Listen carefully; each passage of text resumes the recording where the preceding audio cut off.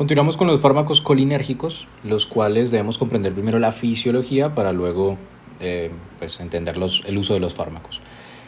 Esta vez no me va a tardar tanto como en el video pasado, que fue casi 35 minutos, dije que no me iba a demorar más de media hora. Este es mucho más sencillo, con el contexto del anterior ya se tiene un poco más de idea. Tenemos receptores que pueden dividirse, o sea, todo lo que es lo colinérgico, o sea, lo de acetilcolina. Los receptores de acetilcolina se dividen en dos, en un tipo nicotínico y en un tipo muscarínico.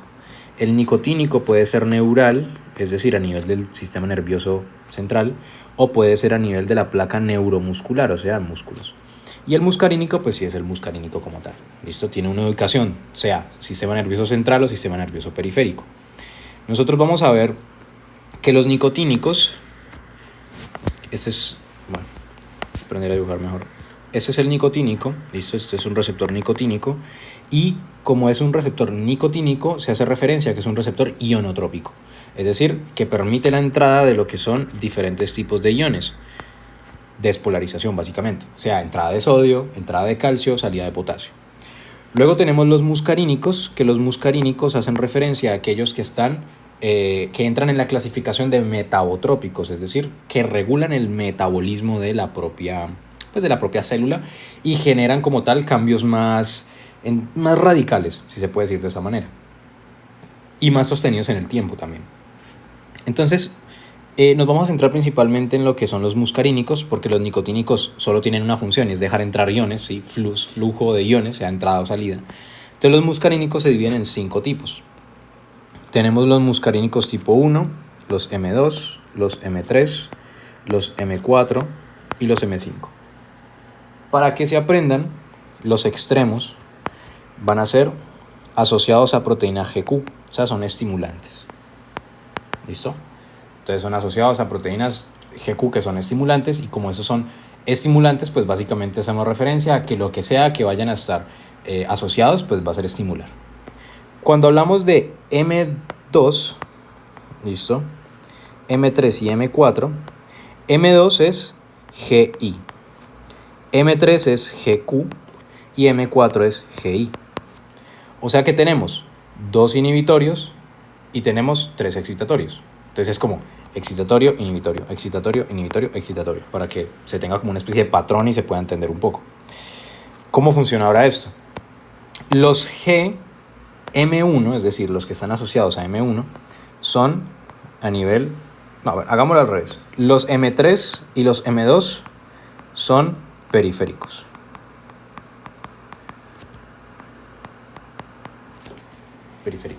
¿Listo? Y el resto es central.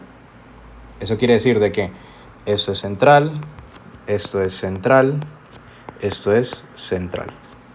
Entonces los únicos periféricos son M2 y M3. M2 son inhibitorios periféricos, M3 son excitatorios a nivel periférico también.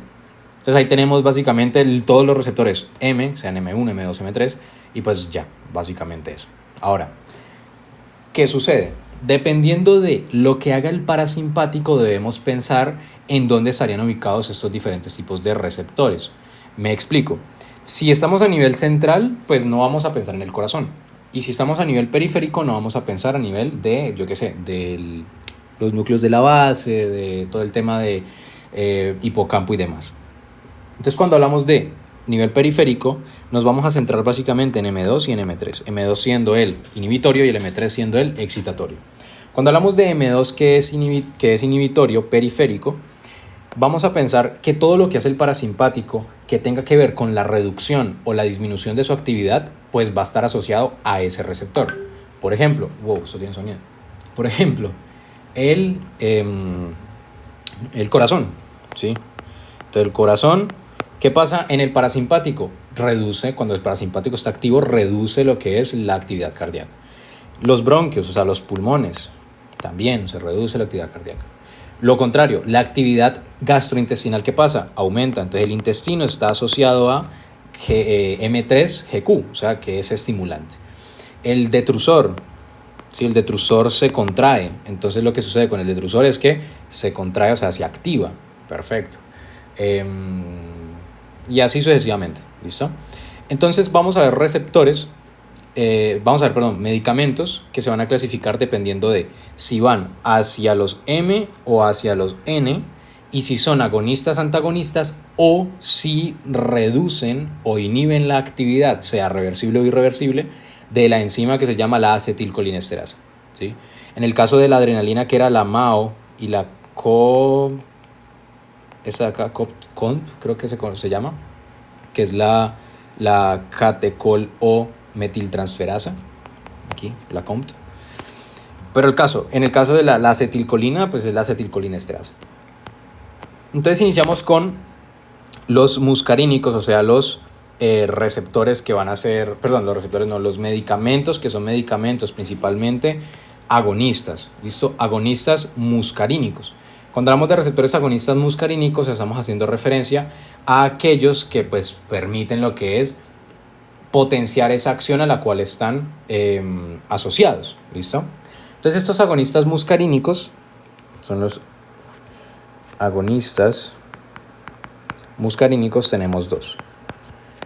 Tenemos el betanecol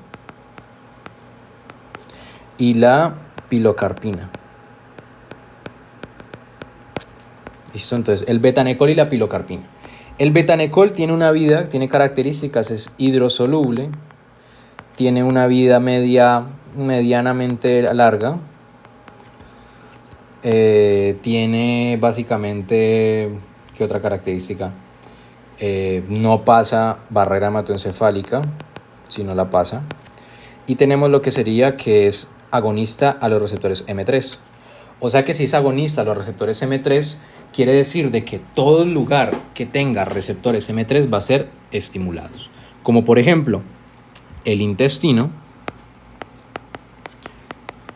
parte de la vejiga por detrusor, ¿listo? Y lo que sería, por ejemplo, glaucoma. ¿Sí? Y ya.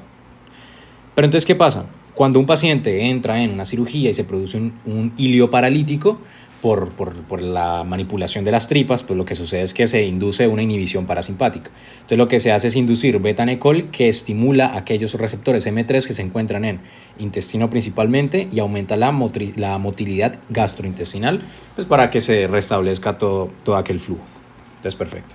En el caso de la pilocarpina, este es liposoluble. O sea que es lo contrario al betanecol. Como es liposoluble, tiene una vida mucho más larga, o sea, una vida media mucho más alta porque se difunde más a nivel de los lípidos, de la grasa, entonces se cuesta más esa eliminación porque no está tanto en sangre.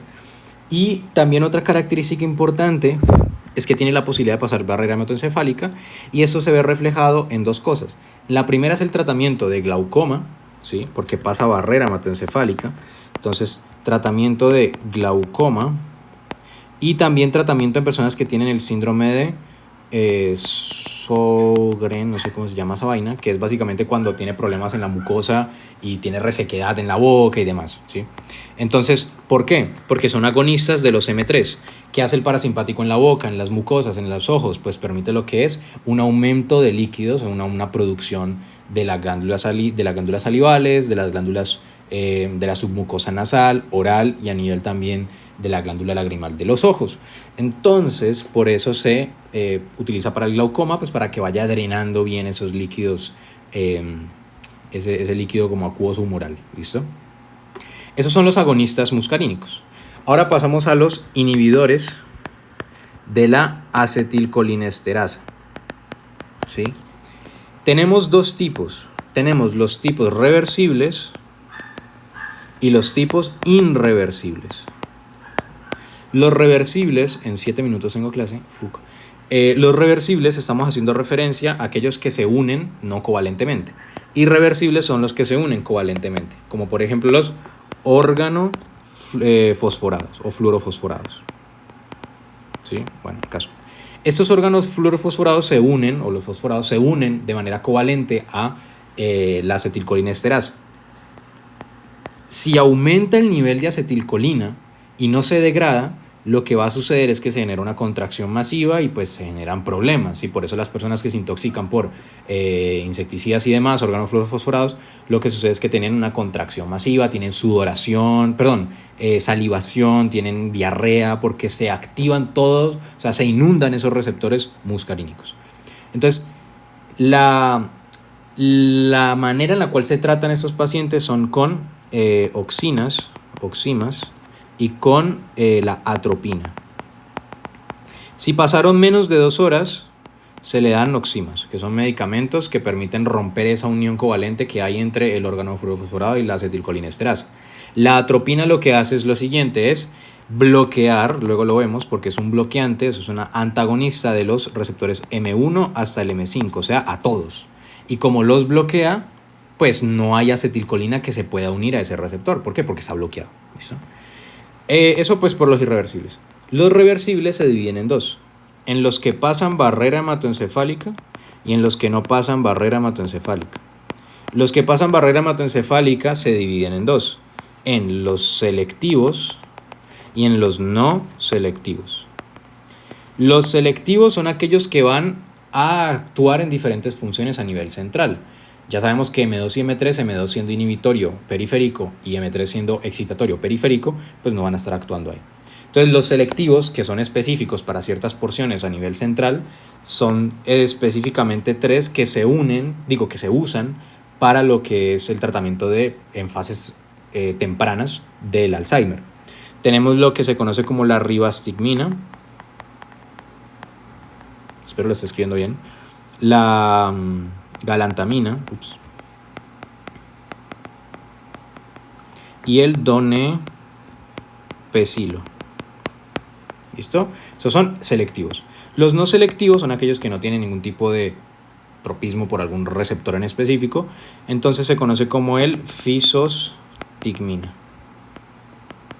No sé si es fisostagmina o fisostigmina, creo que es fisostagmina, no estoy del todo seguro. Ahí esa letra me queda como complicada, pero pues que quede claro. Fisostigmina o fisostagmina, pero es ese medicamento, listo, no selectivo. Y los que no pasan barrera hematoencefálica, es decir, los que se quedan a nivel periférico, son aquellos que van a ser usados estos son Alzheimer, ¿sí? Y estos son usados para tratar el glaucoma también. Y estos de acá, la barrera hematoencefálica, los que no pasan se quedan a nivel periférico, o sea, a nivel neuromuscular. Y por eso, como son inhibidores de la acetilcolinesterasa de ciertos lugares, menos en la barrera hematoencefálica, o sea, que no entran a nivel sistema nervioso central, pues van a estar a nivel sistema nervioso periférico, o sea, van a inhibir la acetilcolinesterasa que se encuentra en los receptores o en las hendiduras sinápticas neuromusculares. En este punto ocurre lo que es dos medicamentos, que es la neostigmina y la piridostigmina. Esto es neostigmina y piridostigmina. Esto es para miastenia gravis. ¿Por qué? Porque inhibe la acetilcolinesterasa de manera reversible, entonces hay más acetilcolina, inundan un poco más esos receptores y pues tenemos lo que es esa reversión temporal de lo que serían los síntomas de miastenia gravis, como que no hay contracción, que les cuesta mover los músculos o se genera un cierre de diferentes partes de esfínteres y demás, de la garganta pues. Luego tenemos los los inhibidores, que son los antagonistas muscarínicos, o sea, los anticolinérgicos como tal.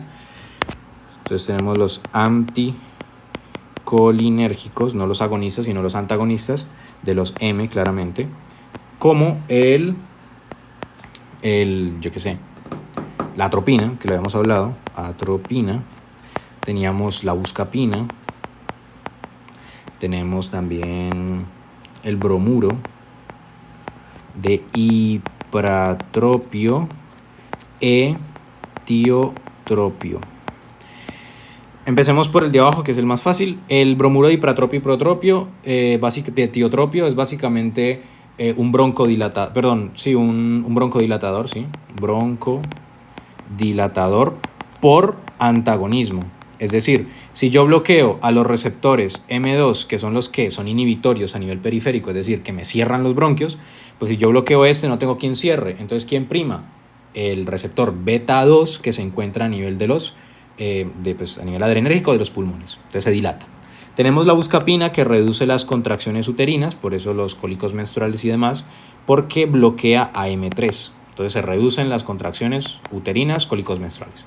Y la atropina es supremamente no selectiva, o sea, va desde M1 a M5, y esta vaina se usa como, por ejemplo, lo vimos antes, como tratamiento o antídoto, pues no antídoto del todo, para la intoxicación con organofluorofosforados. Y en el caso de, por último, tenemos los antagonistas que son, o los anticolinérgicos nicotínicos, es decir, los que se encuentran en esta clasificación de acá, porque acá vemos todos los N, entonces los M, perdón, entonces vamos a hablar de los N. Entonces los antagonistas nicotínicos tenemos de dos tipos. Tenemos los despolarizantes y tenemos los no despolarizantes. Los despolarizantes despolarizan, o sea, generan una descarga de la placa neuromuscular, y el medicamento es la succinilcolina. La succinilcolina se parece a la acetilcolina, pero no es degradada por la acetilcolinesterasa y dura más. ¿Por qué? Pues porque no es degradada. Entonces esta vaina lo que hace es abrir esos receptores nicotínicos y generan lo que es una descarga de todos esos neurotransmisores para que se genere como esa especie de bloqueo de ese músculo, porque se va a agotar las reservas de acetilcolina. Y los no despolarizantes son los que bloquean competitivamente ese receptor nicotínico y no deja que entre pues los iones y no se genere la liberación de nada. Entonces en este punto lo que sucede es que básicamente tenemos medicamentos conocidos como la tubacurarina, el pancuronio, el mibacurio y el atracurio. En el caso de la tubacurarina y el pancuronio tienen vida media muy larga, ¿sí? Duran bastante, son no despolarizantes, bloquean el receptor y no dejan que se abra, no se libera ningún tipo de neurotransmisor. En el caso o sea, que no se genera la despolarización, entonces como no se genera la despolarización, no se genera lo que es la contracción, básicamente, ¿sí? El mibacurio tiene un tiempo de vida de 10 a 15 minutos y el atracurio creo que es de 15 a 30 minutos. ¿Listo? Ahora, sobre los efectos adversos de todo esto, debemos reconocer que los efectos adversos son todos aquellos que están relacionados con el sistema parasimpático. Es decir, si yo estimulo mucho, yo qué sé, por ejemplo, si yo estimulo mucho, en este caso, acá, en el betanecol, si yo estimulo mucho al M3, que está a nivel gastrointestinal, lo que puede pasar es que genera diarrea. Entonces un efecto adverso puede ser la diarrea. O si yo bloqueo mucho M3, voy a tener estreñimiento. Otro ejemplo es, por ejemplo, acá, la pilocarpina. Si se tiene mucha pilocarpina, puede producir lo que sería un aumento en la secreción salival, lagrimal, nasal, y se genera una rinorrea, una cialorrea y demás. ¿Listo? Entonces tener muy en cuenta eso.